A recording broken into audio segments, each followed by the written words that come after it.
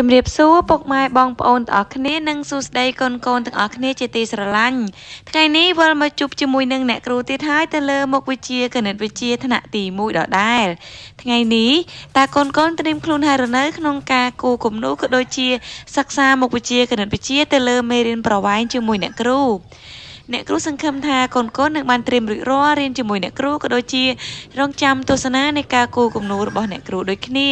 ទោះបីជាកូនៗតូចៗមិនទាន់ចេះគូគំនូក៏ដូចជាកូនធំហើយមិនទាន់ចេះគូគំនូក៏អាចទស្សនាវីដេអូនេះបានដែរដោយសារវីដេអូរបស់អ្នកគ្រូមិនបានធ្វើទៅប្រកាន់រកតែកូនៗដែលពូកែខាងគូគំនូឬក៏គាត់ចូលចិត្តផ្នែកគូគំនូនោះទេកូនៗដែលមិនសូវពូកែគូគំនូកូនៗដែលស្រឡាញ់ការសិក្សារៀនសូត្រក៏អាចទស្សនាវីដេអូនេះបានដែរហើយជាពិសេសពុកម៉ែដែលនៅផ្ទះដែលទស្សនាចំវីដេអូនេះក៏អាចបង្ហាញឲ្យកូនៗរបស់ពួកគាត់ទស្សនាពីវីដេអូមេរៀនគណិតវិទ្យាថ្នាក់ទី1នេះដើម្បីធ្វើឲ្យពួកគាត់កាន់តែចង់រៀនមុខវិជ្ជាគណិតវិទ្យាថែមទៀតក្នុងមេរៀននេះអ្នកគ្រូនឹងផ្ដោតទៅលើ2ចំណុចទី1នឹងគឺវែងនិងខ្លីចំណុចនេះនឹងឲ្យកូនៗសិក្សាស្វែងយល់ថាតើមួយណាជាប្រវែងវែងមួយណាជាប្រវែងខ្លី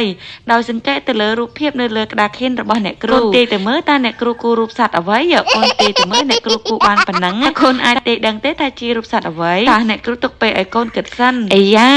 តើជាសត្វអ្វីណមានកន្ទុយមានភ្នែកប៉ោងមានច្រមុះវែងហើយមានចង្កូមពីរទៀតទាំងអស់គ្នាកូនប្រកាសជាឆ្ងល់ហើយកូនខ្លះប្រកាសជាទាយដឹងហើយថាជាសត្វអ្វីរូបភាពសត្វអ្វីកូនទាំងអស់គ្នាចាំមើលដល់ចាប់ទៅដឹងហើយអាយ៉ាមានដៃត្រចង្ការទៀតដៃត្រចង្ការនេះគេកំពុងតែឆ្ងល់ឬក៏គេកំពុងតែគិតទៅកូនទាយទៅមើលអាណត្តិជាបានសិស្សប្រកាសជាចង់ដឹងដូចគ្នាថាតើអ្នកគ្រូគូនេះចង់សម្ដៅទៅលើអ្វីកូនបានទាយហើយឬនៅចាល្អគឺត្រឹមត្រូវគឺជាសត្វក្រពើហើយនេះតើសត្វក្រពើអ្នកគ្រូស្រាប់តែដាក់អក្សរអ្វីកូនទាយទៅមើលចាចង់ដឹងថាអក្សរអ្នកគ្រូដាក់បញ្ជាក់អ្វីកូនមើលទៅលើរូបភាពទី2របស់អ្នកគ្រូទាំងអស់គ្នាអាយ៉ាចេញមកដូចជារូបរាងផ្សិតទាំងអស់គ្នាអាយ៉ាមានក្បាលទៀតខ្ចង់ទេមិនដឹងកូនទាំងអស់គ្នាកំពុងតែឆ្ងល់ហើយតើអ្នកគ្រូកំពុងតែគូររូបអ្វីជារូបខ្ចង់ឬក៏ជារូបអ្វីឲ្យប្រកាសទៅមានខ្លួនមួយមានក្បាលបាត់ទៅហើយតើឥឡូវអ្នកគ្រូកំពុងតែថែមដៃថែមជើងរបស់វាថែមទៀតដាក់មានកន្ទុយទៀតទាំងអស់គ្នាដោយសារតែមើលទៅដូចផ្សិតបន្តិចអីបន្តិចមិនទេបងប្អូនដូចសិស្សអ្នកគ្រូអញ្ចឹងពេលអ្នកគ្រូគូដបងសួរគាត់ថានឹងជារូបអីគេថាប្រារូបសត្វហើយនឹងពួកគាត់ឆ្លើយថាសត្វផ្សិតបងប្អូនមានសត្វផ្សិតទៀតដោយសារតែគាត់មើលដបងគឺខ្នងវាដូចផ្សិតអញ្ចឹងអ្នកគ្រូចង់ប្រាប់គុណថារូបក្រពើខាងលើគឺវាមានប្រវែងវែងជាងរូបសត្វអណ្ដើកនៅខាងក្រោមអញ្ចឹងមិនថាជាសត្វមិនថាជាវត្ថុមិនថាជារបស់របរអីទេគឺកូនអាចប្រៀបធៀបពីប្រវែងរបស់គ្នាបានពេលដែលកូននៅផ្ទះ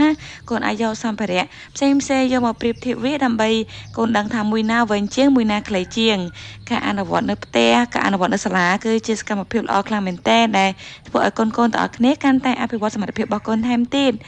តើឥឡូវចូលដល់ចំណុចទី2គឺខ្ពស់នឹងទៀបម្ដងអាយ៉ាកូនទាយទៅមើលតែអ្នកគ្រូនឹងគូរអ្វីបង្ហាញកូនឃើញមានដៃវែងណាខ្លះក៏គិតថាពីងពីងខ្លះក៏គិតថាមឹកខ្លះក៏គិតថាអីចឹងទាំងអស់គ្នាតែឥឡូវចាំមកមើលអ្នកគ្រូថែមថយវាសិនតែបើតាមមើលទៅអ្នកគ្រូប្រាប់អញ្ចឹងគឺមិនមែនជាសត្វទេវគ្គនេះគឺយើងមកគូររុក្ខជាតិម្ដងដោយសារតែចំណុចទី1វែងខ្លីយើងបានគូជាមួយនឹងរូបសត្វហើយអញ្ចឹងខ្ពស់ទាបអ្នកគ្រូចង់គូជាមួយនឹងរុក្ខជាតិម្ដងតើឥឡូវរួចរាល់មកដើមហើយកូនមើលតើជាដើមអ្វីកូនស្គាល់អត់អ្នកគ្រូជឿថាកូនភាគច្រើនណាគឺប្រកាសជាស្គាល់ហើយដោយសារតែដើមនេះមានដុះសឹងតែគ្រប់ផ្ទះហើយជាពិសេសកូនក៏ធ្លាប់បានហូបផ្លែនេះស្ទើរតែគ្រប់គ្នាដែរដល់ចឹងទៅអ្នកគ្រូជឿថាគាត់ជាស្គាល់ហើយសំខាន់កូនស្គាល់វាហើយកូនអាចប្រៀបធៀបវាបានទៀតតើឥឡូវបន្ទាប់ពីគូររូបរួចអ្នកគ្រូដាក់អក្សរវាថាទៀបជាងអីយ៉ាអញ្ចឹងបានន័យថារូបទី2ប្រកាសជាចាខ្ពស់ជាងហើយតើឥឡូវនេះអ្នកគ្រូដាក់ស្មៅវាឲ្យស្មើគ្នាបានន័យថារុក្ខជាតិទាំងពីរដើមនេះអ្នកគ្រូដាំនៅលើដីស្មើគ្នាកុំឲ្យពេលអ្នកគ្រូដាំមួយនៅក្នុងដីទាបមួយទៀតដាំនៅដីខ្ពស់ពេលដែលយើងប្រៀបធៀបគ្នាទៅគឺវាមិនសក្រិតនោះទេតែឥឡូវអ្នកគ្រូដាំវានៅក្នុងដីដែលមានផ្ទៃរាបស្មើគ្នាតើឥឡូវនេះអ្នកគ្រូចេញដើមចេញធាងបាន2ហើយចេញស្លឹកហើយកូននោះទេទៅមើលតើដើមខ្ពស់នេះជាដើមអ្វីម្ដង